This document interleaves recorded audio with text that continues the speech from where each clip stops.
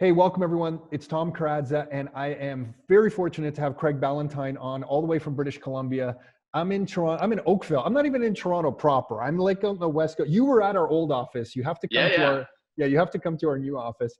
My mic wasn't working. I got this fancy, mic all set up. It wasn't working. So I've been juggling to get you onto this right now. Yeah, this is gonna be great. Struggling a little bit. But the reason I'm really excited to talk to you today is because I know from talking to a bunch of people on our own team and a bunch of our clients and our members that we work with, this common question keeps coming up about drive. So I want to ask you, how do you create drive? How do you create kind of some purpose in your life and daily routines for that stuff? But before we even get into that, there's some other topics I know we want to cover. And can you just give everybody maybe 30 seconds, a minute of your bio on how you got to where you are now for context purposes? Absolutely. So I grew up not too far from you. I was in Stratford, Ontario. And when you grow up in Stratford, Ontario, you do two things. You play hockey and drink beer, or you drink beer and then play hockey. It doesn't matter what order that you do it in. And so I grew up wanting to be a strength and conditioning coach in the National Hockey League. Went to school down the road from you in Hamilton, spent 6 years there, not because I'm slow, but because I did a master's degree at McMaster University, and was on track to being a strength and conditioning coach in the National Hockey League. Then I started writing for Men's Health. I got a lucky break there. Then I built an online fitness information product business. So imagine if you took, Rockstar real estate investing and put it in a blender with Tony Horton's P90X. We had Craig Ballantyne's turbulence training, which I have one video that, because of quarantine, is being watched 250,000 times a week, and it's on YouTube. And it's a 4-minute workout. It now has 6.5 million views. What's we the still name get of that paid. One? What's the name What's of that? What's that one? What's the name of that one? It's called the 4-minute belly fat destroyer. And if you just type my name in YouTube and 4-minute workout, you'll get it. And that's the one you had. That's the one you had from a while. Is that one been around for a little while? And it just it's from 2013. Yeah. Okay. So it's getting like a second wave of like a big run of views. Yeah. And the cool thing is we monetize it with YouTube ads. And so it makes me this is the most passive income you could make aside from Rockstar investing. Is it makes me $800 a week in ad roll, right? So we run the ads before it. So it's pretty cool. Anyway, so I did that for 15 years. And then over that time, I started coaching fitness entrepreneurs, much like you coach real estate entrepreneurs and investors. And I then fully transitioned into business coaching, where I help everything from manufacturing companies to CEOs of big companies to accountants to financial advisors. I'm working with your friend Paul. Now he's one of my star coaching clients. And so we're just working with people in all types of industries and really having a blast with it all around the world. So Taiwan, Australia, Italy, even people in Italy under where they have the crazy lockdown. I'm just helping these people because I specialize kind of in social media marketing, like Instagram. I'm really savvy with, and then email marketing and stuff like that. So that's what I'm doing today. But along the way, I had a real crash in 2006 when I lived in King Street West, down by where Brad Lamb owns the entire, 2 square miles. I had an anxiety attack when I lived in his neighborhood, and it sent me to the emergency room twice, where I went to the emergency room twice thinking I was having a heart attack, but it was anxiety. And then I started putting in place the routines that were in my Perfect Day Formula book. And then after I wrote that book and released it in 2015, I realized I wrote the wrong book. And I got all these questions about, well, that's good for, Monday morning, but what about Thursday night and Saturday morning and family time and all this stuff? And so we gathered hundreds of questions over 2 years and then wrote the Perfect Week Formula book, which you have in your hands and what we're going to talk about today. Yeah, I'm curious, before we go further, the anxiety attack stuff, what was the anxiety? What was that about? You just weren't feeling fulfilled? Like you didn't feel like your life was in the direction you wanted it to be in? Was it something like that? No, that's a great question, but it's actually the exact opposite. I had everything going for me in life and I loved my life. And you know what it's like when you were, I think it was you or Nick said, when one of you was transitioning, like from the corporate job to building this business, you guys were working all hours and that sort of stuff. And I was working all hours. I was originally a personal trainer in downtown Toronto in Rosedale. Pat Quinn was one of my clients when he was the coach of the No Toronto Maple way. Leafs. Yeah, he was Too cool. such a great guy. He was just, he's from the Hammer, and he was such a great guy, and just told the funniest stories. Like, real quick, he would tell about how when he was in the minors and riding the bus, and back in the day they would drink beer after the game, and so they would just open the bus door it was probably like a school bus back then in the 70s, and the guy would have to take a whiz out the bus door because they weren't stopping. And he was just full of stories like that, but also great wisdom, and truly a gentle giant. Absolutely amazing man. And I was fortunate, when you train people like that and you train CEOs, you learn a lot from them. So anyways, I was doing that, but had the information marketing business growing really rapidly. And I lived in downtown Toronto as a single guy. And, in Toronto, in theory, you can go out every night of the week. And so I tested that theory, Tom, in the name of science. And, so I'm working 12 hours plus a day. I'm going out 3 or 4 nights a week. And one night, it was actually New Year's Eve of 2005. And especially in your industry, you guys know how many invites you get to events in a regular, probably not this holiday season, but in a regular holiday season. And I took too many of them and was out too late, but still training early in the morning. And I shouldn't have gone out on New Year's Eve. I was so exhausted, but I did. I drank a lot of Red Bull. And the next day I had this like jackhammer heartbeat at about 11 o'clock. And I paced my tiny little condo for about 12 hours. And then I gave up. And I walked outside and this deserted streets on January 1st, Sunday, 2006, cold. And I got in a cab. And as soon as I got out of the house, I felt a little bit better. As soon as I got in the cab and started talking to somebody, I felt a little bit better. And then I went to the emergency room and I walked in, and it's empty. Like, I've never seen an empty emergency room. I walked in there, I think it was Toronto General or Toronto Western. And I walk in there and the guy looks up and he like gives me the stink eye. Like, what do you want? I'm like, nobody's here. I'm kind of enjoying this. And I go to him, well, I think I'm having a heart attack. And his demeanor changed quite a bit, and they get you into the back pretty quick. So I always say, like, if you hurt your ankle in a softball game and you go to a packed emergency room, just tell them you're having a heart attack, because they move you up to the front of the line, right? So You found the hack. Yeah. So I was getting up late. This is back in 2006. I was getting up late for myself, and what late is for me is not necessarily late for somebody else, but I was getting up at 7:30 in the morning, rolling over, checking email on the phone. And that immediately put me in an anxious mood, because I really knew that I should be getting up earlier. I love mornings. I want to do 1,000 things in the morning. And, here I was, 7:30, I checked my email, and now it's like 9 o'clock. And by the time I get to doing anything, it's 10. And now I want to go to the gym, and man, I just wasn't getting ahead. So that was the anxiety. Plus, I was living a hypocritical lifestyle of binge drinking on the weekends, and being, a personal trainer and writing Men's Health magazine articles about how to, lift weights and live a healthy life. And it's just incongruent. And that incongruency, whether you say like, hey, my number one goal in life is to raise well-adjusted children. And then it's like, oh, but I work 12 hours a day and I got a 90-minute round trip commute.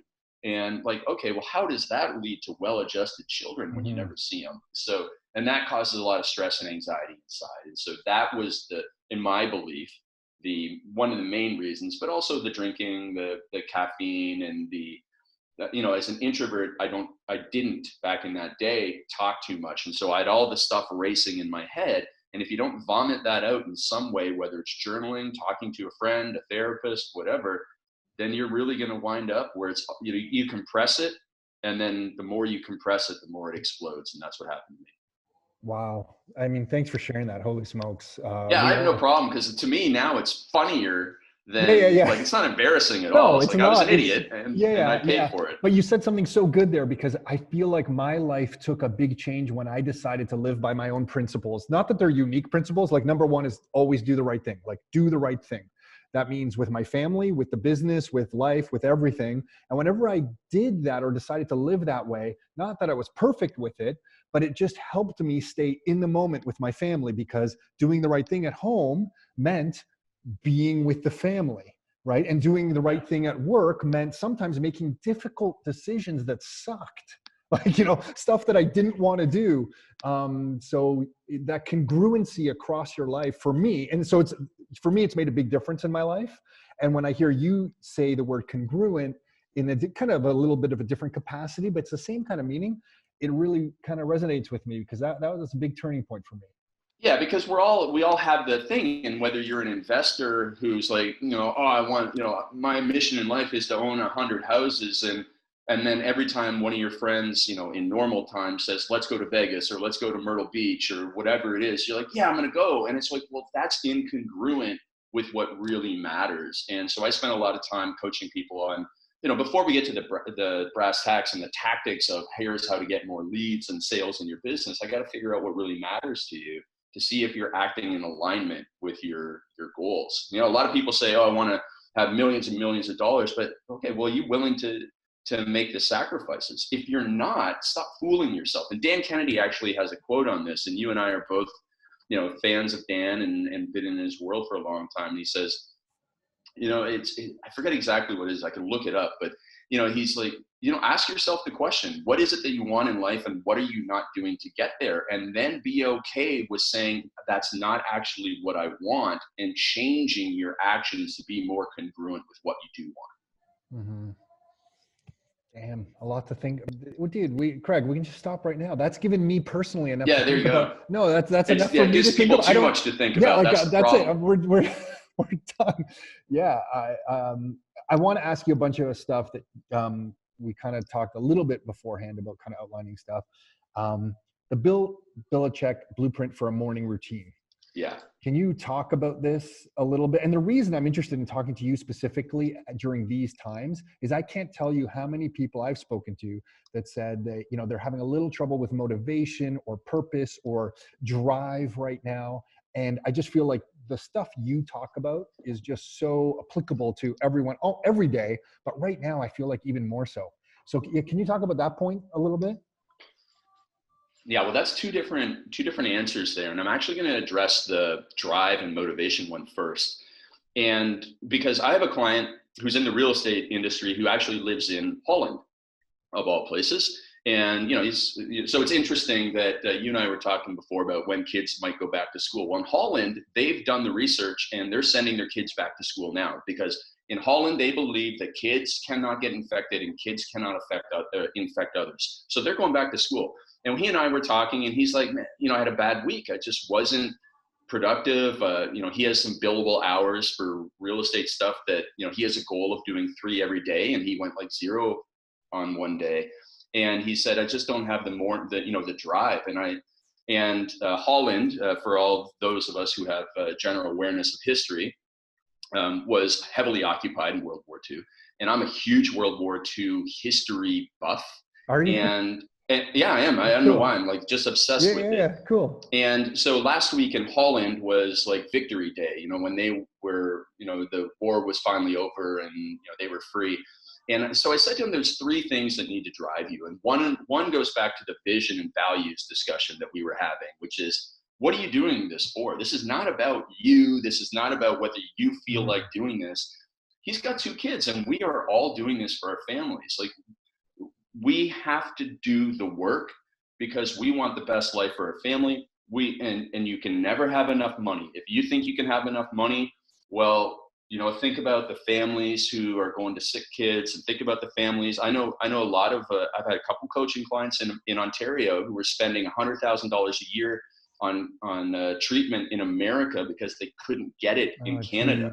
Yeah, and it's like, I don't want anything bad to ever happen to anyone, but things will happen. Good things or bad things happen to good people, and you will never have enough money. We can never have enough money to get the solution fast enough.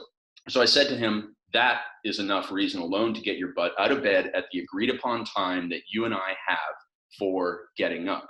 And he sends me a daily accountability. Did I get up at 5:45 a.m.? And he was hitting a lot of no's last week. So I said, that's one thing. Second thing is that your parents sacrificed so much for you to get here.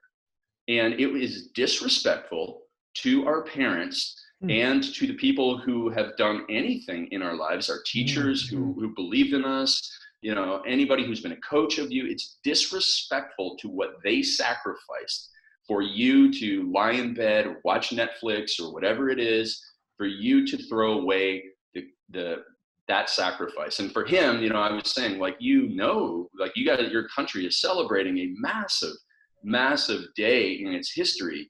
And obviously there's a lot of people that sacrifice, not just from your country, but from around the world, to give you the opportunity to have the choice, of, do I get up and work my butt off, or do I not? That's the thing. And actually in my first book, going back to the anxiety stuff, I talked about how I had too much freedom in my life, that I didn't know what to choose in some cases. And by having too much freedom, I wasn't making the right choices. Sometimes, like, we shouldn't be given choices. We should be sold, this is what you have to do. Agreed. Agreed. Yeah. Like if there was, we shouldn't have elected government officials. We should have benevolent dictators. We just need to find a benevolent dictator. Totally. Yeah. Like Singapore has done. Yeah. We need one. So anyways, that's the second thing, is other people have sacrificed for me, and it's time for me to sacrifice for others. And then the third thing is that, listen, he's a healthy individual. He's blessed with all his limbs, all his senses. You have been given in your intelligence and your connections. It's not fair to other people who have not been given this stuff for you to waste those talents and those opportunities. So I think, I gave him a couple paragraphs on each there. I get really fired up about that we should, and this is an Ed Milet little analogy that I really like. He said, he's very religious. So regardless of whether you are or not, I think the analogy holds true, that he believes that one day when he passes away and does go on past the pearly gates, that he will meet the Ed Milet that he could have become. And every single day he works to become as close as possible to the Ed Milet that he could have become. And I think that is if somebody wants to walk in, hit pause on this and walk into the bathroom right now and look in the mirror and go, if my name is, Mary Smith, am I working towards becoming the best Mary Smith that I was, the talents, the connections, all the blessings that I was given? Am I really truly doing the best that I can to become that Mary Smith that I can be? And, whether your name's Joe Smith or whoever, you ask the same question. It's like, I can do a little more. And it doesn't necessarily mean doing more hours, which leads me into the Bill Belichick thing. And so I use Bill Belichick's name because Bill Belichick, for anybody that has any sports knowledge, he's the coach of the New England Patriots, who are a dynasty in the football world. And so you could substitute any great coach. You could call it the Scotty Bowman principle. I use Bill Belichick because I do a lot of American shows, Scotty Bowman principle, or you could call it the Hamilton musical principle. And it all is this: teams and musicals and films are all run on scripts. You hear about, they're practicing their plays, and Bill Belichick scripts out the first 10 plays of a football game. And Hamilton is not a bunch of people winging it. It's not improv, it is a script, a tightly rehearsed script. And so what does that mean for you? Your days will become more productive, and you'll be more effective, and you will get closer to that best version of yourself if you tightly script out your day the night before. Not the morning of. If you're doing your to-do list in the morning, you're already too late, because you are using up something that I'll share in a moment about why mornings are so special. When we talk about that DWI science for your morning routine, but you need to plan out the night before, script your days. And then here's another thing that I stole from Dan Kennedy, is that everybody has start times for activities, but very few people have cutoff times for activities. I know, this is so good. Yeah. And so whether it is a phone call, whether it is a meeting, you need to be very firm. And so people are probably thinking, well, how do I get out of a phone call? How do I get out of a meeting with clients? Well, here's the way you do it. You tell them in advance that this meeting is ending at X time. Hey, listen, yes, I have, you want to jump? Hey, you get an email. Hey, would you like to jump on a call and connect? Great. I have 15 minutes, or I have 17 minutes on Tuesday, May 19th at X o'clock. But I only have 17 minutes or 20 minutes. Happy to do it then. Or you give them a couple options and they go, okay, great. It's a 20-minute call. You just solved so much of your problem by putting an end limit in advance. Or that one's so good. I just need to jump in because where it's helped me personally is it got me away from trying to make things perfect. So for me, it wasn't just phone calls and client meetings. I would give myself limits to, like, the blog post I was going to write, for example. And I had 1 hour to write a blog post for one of our websites. And at the end of that hour, the blog post had to be completed. And I would publish it. I would commit to myself. Now, you might disagree with this, Greg, so I'm interested to hear what you have to say. But I would commit to myself, I'm publishing it at the end of the hour. And it is what it is. And it's on me. If I don't like it, it's on me to get better in the next iteration of writing blog posts, that I get better and better within that 1 hour window of producing the content that I want to produce, instead of making the blog post drag out 3 weeks where I get multiple people to review it and do all kinds of edits and try to get out the perfect blog post. It became exactly, like a productivity tool for me. It was like, time is done for this activity and I'm on to the next activity, and I just lived with it. And sometimes it still hurts me, I got to tell you, because sometimes I'll do a little YouTube video or something and I'm like, oh man, I could have done that 10 times better.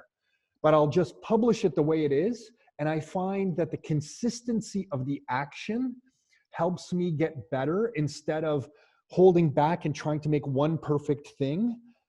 That timeline principle of just ending and moving on has been personally just a huge game changer. So hearing you say that, yeah, I couldn't agree more. So, and I'm sorry, I don't mean to take you off track with Bill Belichick's. Bill Belichick. Yeah, well, hey, man, listen, Bill Belichick plays a football game, and there are, essentially 2 halves in a football game of 30 minutes of play. Like, there's a deadline here, and good more point. people need more point. deadlines. Yeah. Forces you to action. So then just we can rant and rave about that one. Yeah. But I have a question on that point. Sorry, because I know we have more to talk about, but on that point, then that puts pressure on people to have a deadline. And some people I've been speaking to are saying, well, Tom, I want to live a balanced life. And they're implying to me that they want to live very peacefully. And I'm trying to tell people, no, you can have pressure and deadlines at certain times of your life. And that pressure and stress is actually good. You're going to need recovery times in your life. Yep. No doubt, but don't be scared of putting yourself under the gun on a deadline. Whereas I don't know how this, and maybe it's just some of the people I've been dealing with lately, but they seem to think that they have to be living this peaceful way at all times, 7 days a week, 24 hours a day. And I don't think that's your messaging here is saying the same thing, right? Like, have deadlines. Exactly. So are you watching that The Last Dance thing, the MJ? Yeah. Dude, as soon as it's out, I don't even get out of I'm wasting my power hours in the morning. I'm totally. All right, well, we'll talk about that later. You get a certain amount of reward after you. I know, and I'm not even waiting for the reward. I'm just watching it right away. Right. So my friend Tim Grover is in that, and Tim Grover wrote a book that was really helpful in my life called Relentless. And he uses a phrase that pressure is a privilege. So pressure is a privilege. If you feel like you're under pressure, that's a privilege. And it goes back to what I said before. People have made sacrifices in their life, and the sacrifices that we are making now, and I love the meme on the internet, like our ancestors, our grandparents were called to fight a war, or, across the ocean. We're called to sit on our couches, and, we can do this, So anyways, Tim talks about pressure being a privilege, and we should look at, hey, you know what, when challenges come up, this is awesome. It's a chance for me to grow into that best version of myself, and so on and so forth. And to use another sports analogy, is that 2 of them here actually, to help you really structure your day and your mindset, is that 1, we are in playoff mode right now. And you're not always in playoff mode. There's seasons of life, but this is a season of life where it is, for some people's finances, it'll be life and death for their finances, and you have to be in playoff mode. Now, playoff mode is where you're bringing your best and stepping it up even when you thought you brought your best. But you know that also on the pro athlete side, these guys are given great recovery. They're given great recovery systems. And so you need to properly schedule your day with deadlines so that you have a break that, like, for example, I'm doing 2 podcasts back to back right now, but I'm not doing 4, because by the 3rd one, I'd be doing poor performance. No, I'm giving myself a break. I'm consuming the right food, the right amount of hydration. I'm resting, and then I'm coming back and performing again. And you need to build your days where you are building your days the way they would build a day for a pro athlete, with enough recovery and enough hydration and nutrition. But you also need to be in the mindset that right now, this is playoffs. And out of this is going to come a bunch of people who are going to set themselves up for life. And there are other people who are going to really put themselves behind during this time. And I don't know how long this time will go on for, probably far longer than we want. But even if it's not necessarily a financial change, the opportunity to become an incredible leader at this time, especially if you're an entrepreneur or even a leader in your family. This is an intense period, a crash course of being a great leader. And in these 3 months, 9 months, you will get a lifetime's worth of education in becoming a better leader that will set you up to exceed and excel beyond everybody else for the next 30 to 40 years. So that's how I'm looking at it. And looking at every day as a very positive challenge, a positive opportunity for growth, and positive stress to move me in the right direction. Right, you're a unique dude, man. To have the Yeah, clarity of this type of thinking is pretty rare. Like, you're combining a lot of shit all together here, and it it's is good. interesting in that I'm like, well, everybody I hang around with talks like this. And Yeah, then but you know, you and I both know. But yeah, you're an exception. Except for my sister and my mom, Yeah. The guys I went to high school with, they're talking about when will hockey come back, and I'm like, I don't care. Yeah. I just don't. See, now when I'm a huge Leafs fan, Craig. Yeah.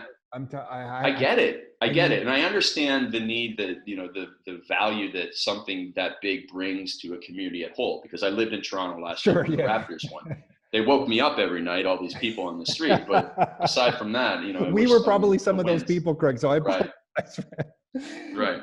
Okay. So are we good? I want to go. I'm good. Okay. I'm good. Napoleon Hill's priming principle. Yeah. So we go with the Bill Belichick thing of planning the night before. And you plan the night before, and everybody thinks, okay, it's going to be very methodical. I'm going to plan out my hours. And yes, you are. This is what you're doing from 8 till 9. This is what you're doing from 9 to 9:30. This is when you have a break. This is when, you're going to do the best you can, especially if you're under the homeschool situation right now. You're going to do the best you can and plan that out. But your kids want routine too. So make sure that they have a planned routine. Now, then here's the thing. Is that when you plan the night before, there's a magical element that's going to sound Looney Tunes, but I tell you that it works. And so everybody is familiar with the book, Think and Grow Rich. Now, this is another Dan Kennedy story that he told me, but it's actually in an Earl Nightingale recording, so it is true. But Dan Kennedy told me, and I'm stealing all of Dan Kennedy's stuff. And so everybody knows Think and Grow Rich by Napoleon Hill. Now, here's the thing. Up until the day of publication or submission of that book, the book was actually titled Use Your Noodle to Get the Boodle. Really, truly. Have you ever heard this story? I have. Yeah, it's good. Okay. Yeah. Right. And then so, a few hours before, Napoleon Hill's like, oh man, I got to submit this book. I guess I'll go have a nap. And he has a nap and he puts his subconscious mind to work. He wakes up. I've got a new title, Think and Grow Rich. And here we are today where everybody knows of Think and Grow Rich. It's sold tens of millions of copies. And I would be surprised if somebody listening to the show has never heard of it. So you do the same thing for yourself. And I know this because I write a lot. I write 1,500 words per day for my articles, my books, all this stuff that I do. And I go to bed each night knowing what the number one thing is I'm going to write the next morning. And I tell myself, like, okay, brain, you're going to go and do the work while I go to sleep. And subconscious mind, that is, and you're going to write out some content for me. You're going to put together all the experiences in my life and the knowledge that I have, and you're going to string it out in a way where it's going to be easy for me to write the next morning. And I know people are like, that's insane, and it works. So you need to think whether it is what time are you? Sorry to interrupt. What time are you doing that at night? I usually do that at the end. I shut down my phone and my laptop at 6 p.m. So I'm doing that between 5 and 6 o'clock. Wow. Okay. And then on days, do you ever have a sequence of days where you can't do that 2 to 3 days in a row? No, not for me. Because in your book here, you talked about your essentials or whatever, which is real. Like, I love that, the non-negotiables. So that's one of your non-negotiables. You do that at the end of every day. Oh yeah. Yeah. Now, here's the thing. So this whole planning thing, we go back to, I mentioned this woman who'd been going from Canada to the United States for cancer treatment. She's a remarkable woman. Her name is Amy Ladine, and she was on Ed Milet's podcast.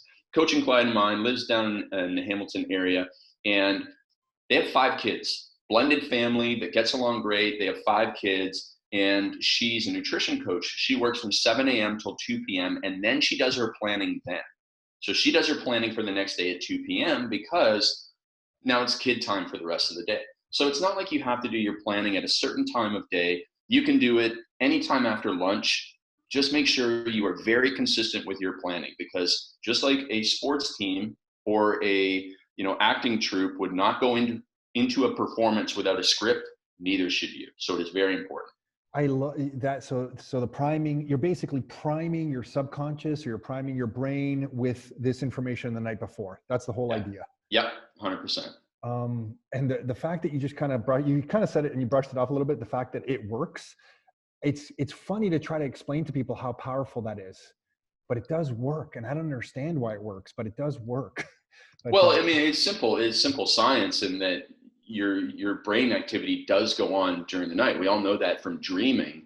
And it's just like, everybody's familiar with this concept. You go in the shower, you have a brilliant idea, and as soon that you've been trying to figure out this problem for a long time, sitting at your desk, pounding on your computer, and you can't figure it out. And all of a sudden you go have a shower, you go walk in the park, and the answer comes to you. Mm-hmm. It's because the frontal lobe operates different when it's in different environments. And that's where you get some problem solving. So it's same with going to sleep. Like, your brain works in mysterious ways. To think that we know everything about the brain is ridiculous. And it just works in mysterious ways, but you got to give it a chance to work for you. Totally. When Nick and I have a kind of, I wouldn't call it a problem, but let's say we're dealing with something that we're not sure what to do, we typically will sleep on it. Like, it will be the last thing we talk about. We're like, you know what? We don't know what the answer is. Let's sleep on it. And then magically in the morning, the answer is always so clear. Yeah. And the old, trust your gut is also true. There's more neurotransmitters in your digestive system than in your brain. I'm so happy you're saying this, because Nick makes fun of me all the time. He's more analytical than I am. Yeah. And I'm more trust your gut. And I'm like, dude, I just have a feeling. that this is the way we should do, or this is what we should do. And he always jumps on me for that. But now I think we have a mutual respect for, I like his data analysis. He likes my gut feelings. It's a good combination. Yeah. Okay, there's so much to talk about, so I'm going to jam these through a little bit. I apologize. No worries. The science behind the Farm Boy morning miracle. Yeah, so the DWI science. And so the DWI science. I grew up on a farm outside of Stratford, and my father had beef cattle, not dairy cattle, but it's the same principle. Like, when you grow up on a farm, the first thing you do in the morning is you don't get up and journal and meditate and work out and do. And I have this video that I just put up today. I said interpretive dance, and it's pretty funny. And, because a lot of people have these morning routines that are very extensive.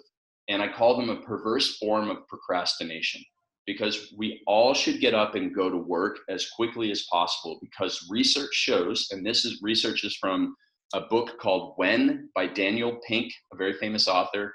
It's the perfect time for doing everything.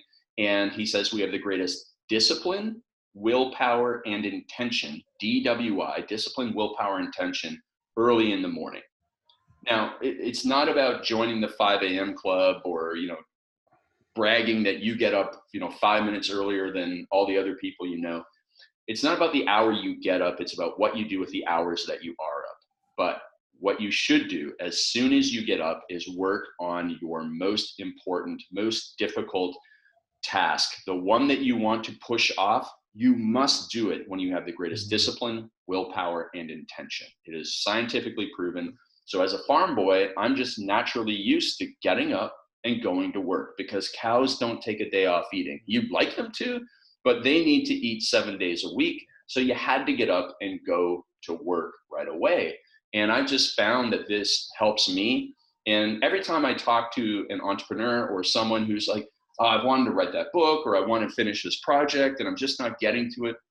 And I go, well, how important is this to you? It's like my most important thing. And again, this is not, they're incongruent. Like, they're getting up and doing all of this stuff, watching motivational videos on YouTube, and they got a power hour that they read about from Tony Robbins. And then Oprah has her power half hour. So I got to do that too. It's like, you're just procrastinating.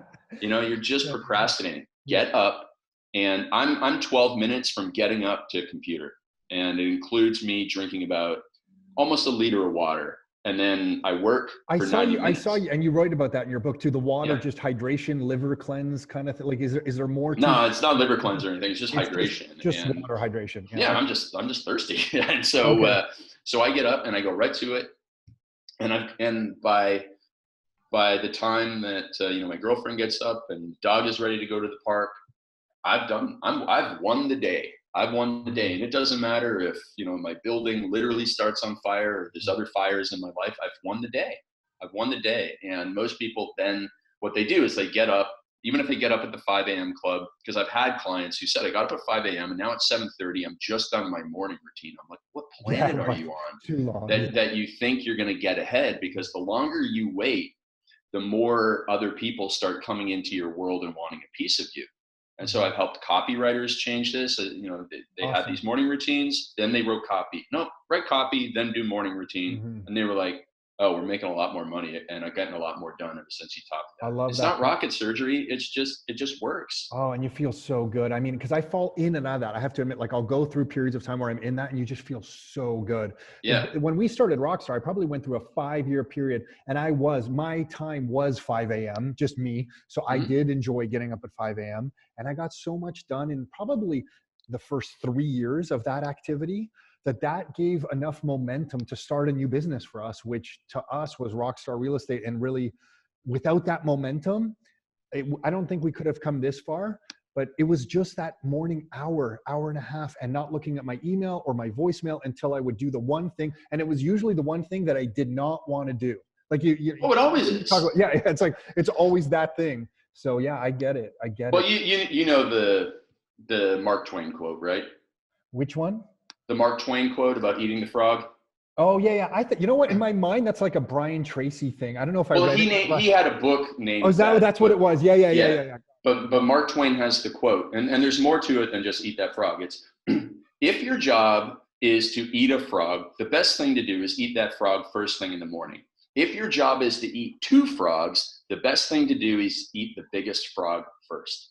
Yeah, yeah. That's how it goes. So And good. So good. if you live your life on nothing else but that, you know what? You're going to be a Oh, successful person. You could be, you could not be the sharpest tool in the shed, or you could have picked a bad business, but you'll still be successful because you'll get stuff done. yeah, yeah, yeah, yeah, totally. Yeah, where I fell out of it, we're going to get off track. I was just going to say, when I was staying up later and later with my kids, as my kids' activities got later and older, Yeah. and I got away from the 5 a.m. and then I had to redo my schedule. And that was harder than I thought. I struggled. I have to admit, I struggled when I lost that 5 a.m. time slot because I needed a little more sleep, or I Yeah. thought I did.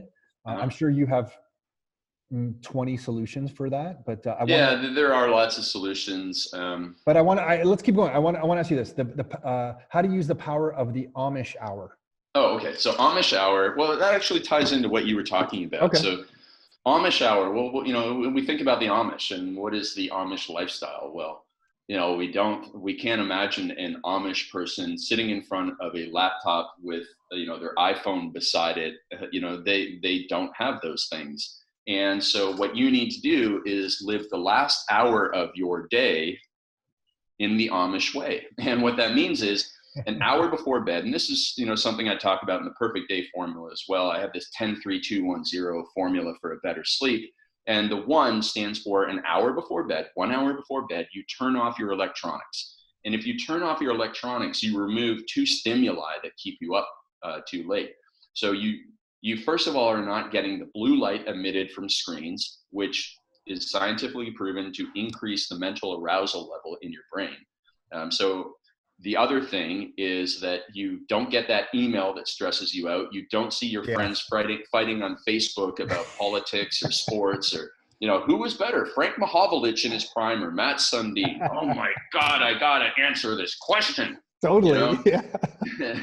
And so you remove those 2 stimuli an hour before bed, and you have a much better chance of getting to sleep on time. Sleeping deeply, it's not just a matter of falling asleep, but it's a matter of also sleeping deeply and having good recovery sleep, because 8 hours of poor sleep is not any better than 7 hours Totally. of really great sleep. So that's the thing. So go Amish, shut down the electronics, read, talk to your family, do a Sudoku, whatever it is, just it helps you get to bed on time, and you're going to be more well rested so that you get up and you can run through the scripted playbook that you have from the night before. And the next thing you know is, wait a minute, I just got done in 6 hours what I was getting done in 12. Mm-hmm.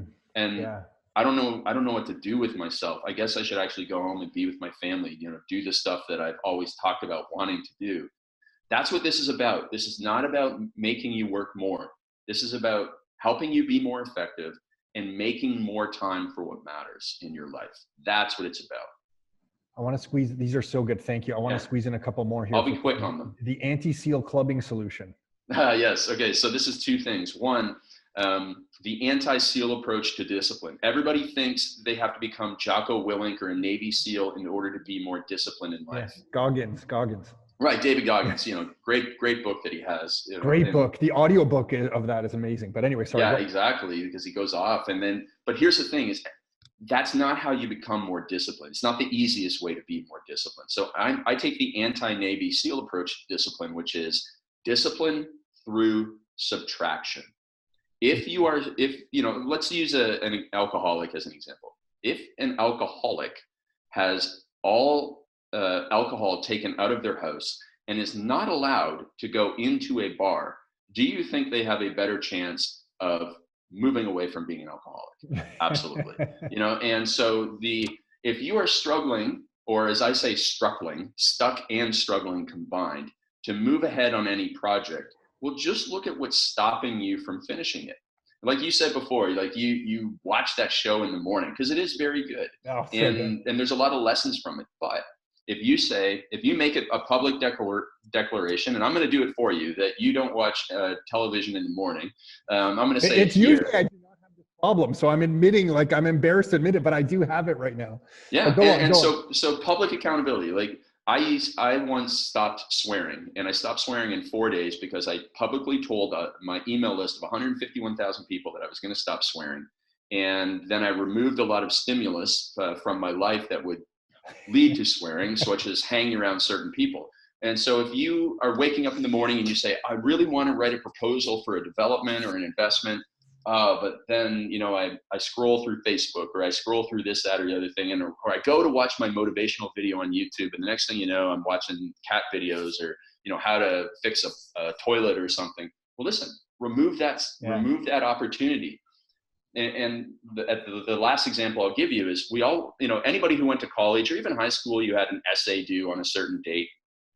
Well, you always found distractions so that you finished it last minute. But if you put somebody in a room with nothing but pen and paper and said, you got to write an essay, they'd get it done because there's no distractions. And so you need to remove, if you want to become more disciplined, just start by removing temptations and distractions from your work area, from your home. If you eat too many potato chips, don't have potato chips in your home. I'm giving you some real rocket surgery level nuggets here.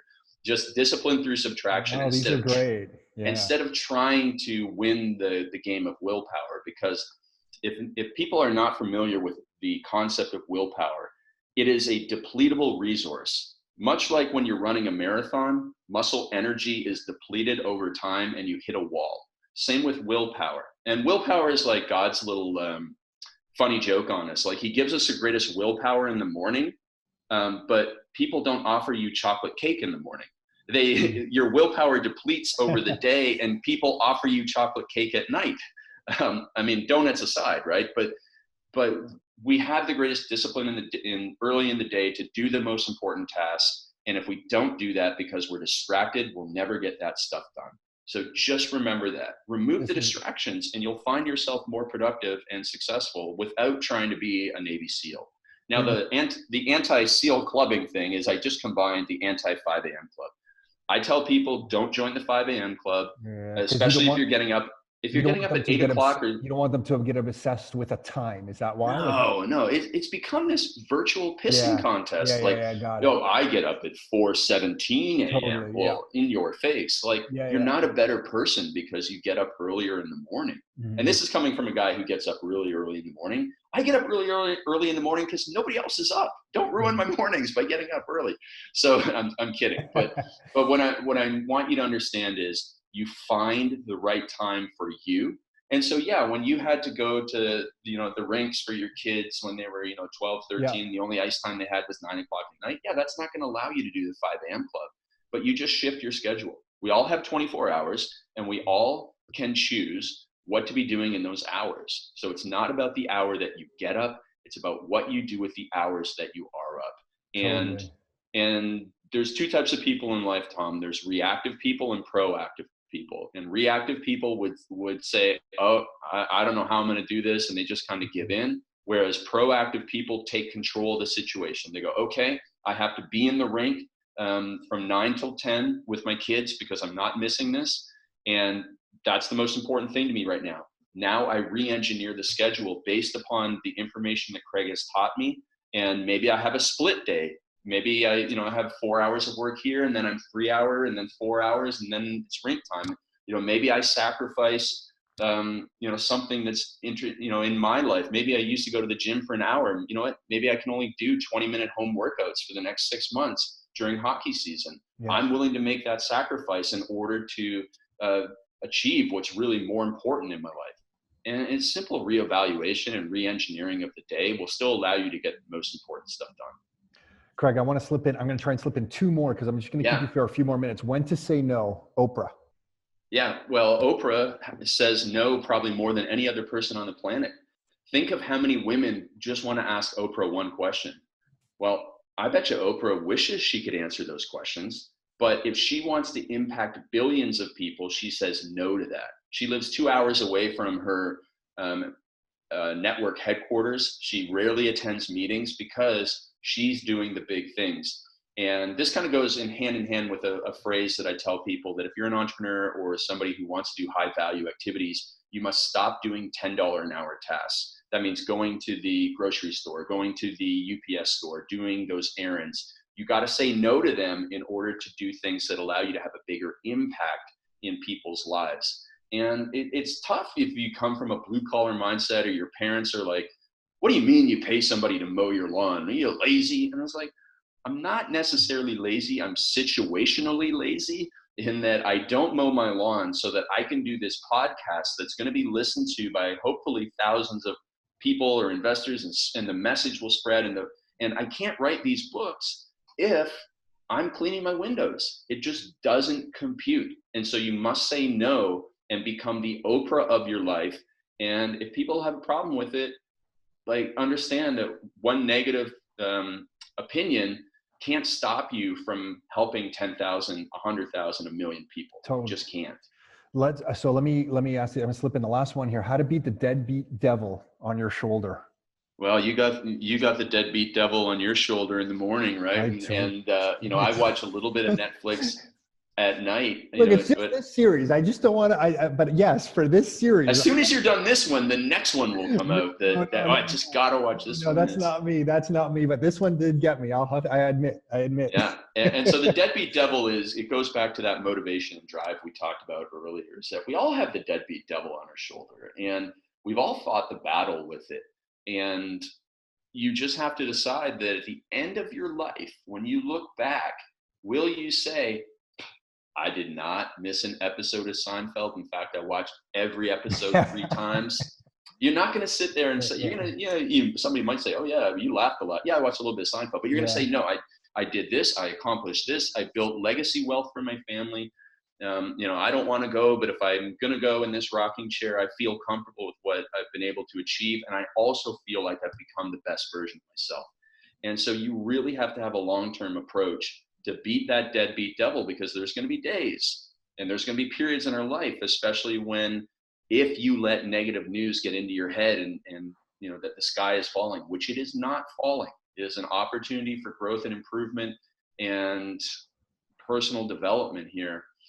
And for us to grow businesses and make great deals and all of this stuff, that you got to look at it that way. And you got to be like, you know what? I will enjoy a little bit of stuff. I'm not saying never watch a movie, never watch Netflix, but I'm saying just like everything else, there's this much allowed of it in my life. And then I'm going to do what I was put here to do, which is not consume content, but be a producer of greatness in this world. Craig, the amount of information you're sharing or condensing here, I'm not blowing smoke, man. This is a lot of good stuff. So, and obviously maybe I just have a bias towards really enjoying this information as well. But I think people listening to this, the stuff you just shared in this short amount of time, incredible stuff, man. Seriously. Well, I I'm not appreciate trying to it. blow smoke. And I'm going to call out the Perfect Week Formula, the book, this book, like every chapter, it's almost like you've taken 10 books that I've read and condensed all the best points down into that chapter. You know what I mean? Because I do see themes of things that I have read other places, but now I feel like I have one book where I can tell someone, hey, if you're struggling with anything about productivity, purpose, getting things done, your own goals, this book just kind of summarizes everything. It's really, really good. And I might have a little bit of confirmation bias because I'm a big believer in the Eisenhower box that you have in here. Mm-hmm. Like I personally, that just really works for me. So maybe I saw that you had that and I'm like, oh my gosh, it's in there. Yeah. But I do believe it. So Well, incredible stuff, man. Yeah. Awesome. Well, I'll just say this to everybody, because I want to remind you that there was a time when I was not productive, not successful. I grew up a broke, struggling, binge drinking, socially anxious, introverted farm boy who became a broke, struggling, introverted, socially anxious personal trainer who didn't want to be any of those things. And the books are so filled, and this conversation is so filled with nuggets, because they're all things that I have had to learn the hard way. And I put them in these books so that you don't have to spend, as like from 2000, even when I graduated my undergrads, 1998, and I should be a mature adult there. I made a lot of stupid decisions for another 12 years almost, and I want to help you everybody listening, avoid those. And I don't care how old you are, whether you're 16 or 66, you'll get something out of this. And in fact, my girlfriend's grandma, who's 82, just said, I loved your book, and I got so much out of it, and I've changed some things. Awesome. We can all learn at any age. And I just want to help you make more time for what matters. That's all that matters to me. For your coaching, where is it, your website? Because someone's going to be interested for sure in learning about your coaching programs and your different workshops and stuff. Where's the best place to get information on that? So go to craigballantyne.com, and that's the best place to get information on me, get the books, all that sort of stuff. I also I like email. So if anybody just wants to email me, I have a very unique website, craig@godfather.com. It's godfather.com, it's not spelled funny or anything. It's godfather.com. And then I'm also, if anybody does use social media, generally the younger folks, on Instagram at real Craig Ballantyne. So connect with me anyway. I'm happy to point you in the right direction to help you overcome any obstacles, because I love hearing from ambitious people who are listening to this show. Craig, thank you, man. I really, really appreciate this. Thank you very much. That's a lot. And I'm going to be bugging you for more of this stuff. Seriously, this is huge. So awesome. Thank you very much. Hey, we can do this again in a couple months. Totally. Awesome. We'll do. Later, Craig. See you, man.